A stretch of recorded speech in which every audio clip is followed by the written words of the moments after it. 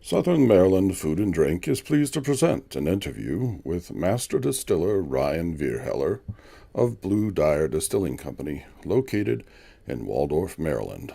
Part 2. Understand you've got a distributor signed up and you're getting ready to quit your day job. Yes. Concentrate on the distillery, so business is doing well. What can you tell me about how things have been doing? What's encouraged you to be able to quit your job?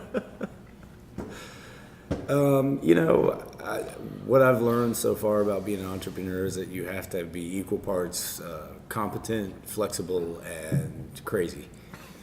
Like you have to. There's days where I believe in what we're doing more than everybody else, and there's days where I'm like, Am I crazy? it's all we're gonna live in a cardboard box. And I need Walker. I need the wife to pop in and be like, you got this. You're doing great. And so as long as we know none of the three of us all lose faith on the same day, I guess It'll keep going. we'll keep rowing the boat forward. But yeah, in about 9 months we produced the first product. It was not made the same as other rums, sort of accidentally on purpose.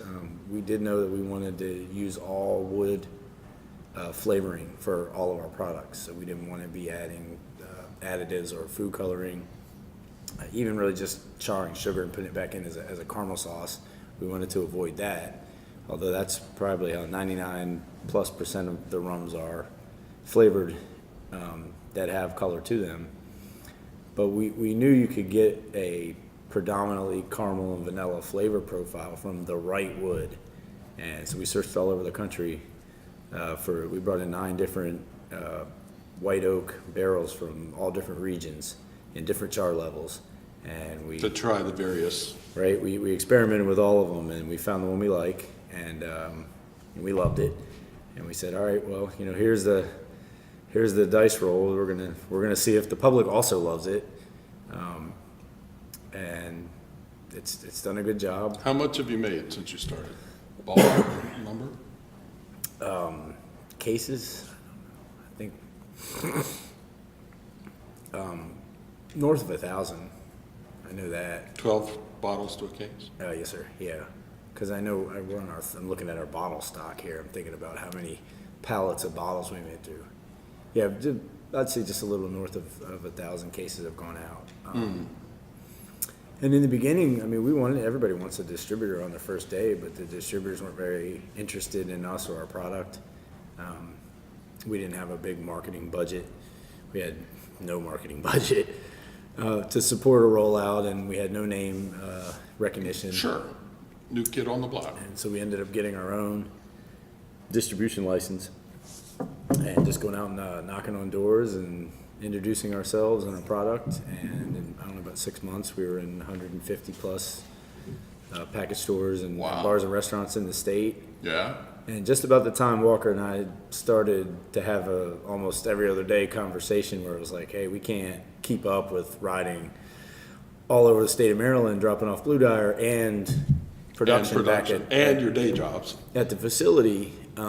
Then the calls and emails started coming in from, we reached out to, we didn't reach out to the distributors, they actually reached out to us, and it was pretty neat. We interviewed a couple of them, and we picked one we really liked. And they just rolled us out into 3 states starting the 1st of March. So we're now available in Delaware, the rest of Maryland, wherever Walker and I hadn't made it to Couldn't yet, get to. right? And Washington, D.C.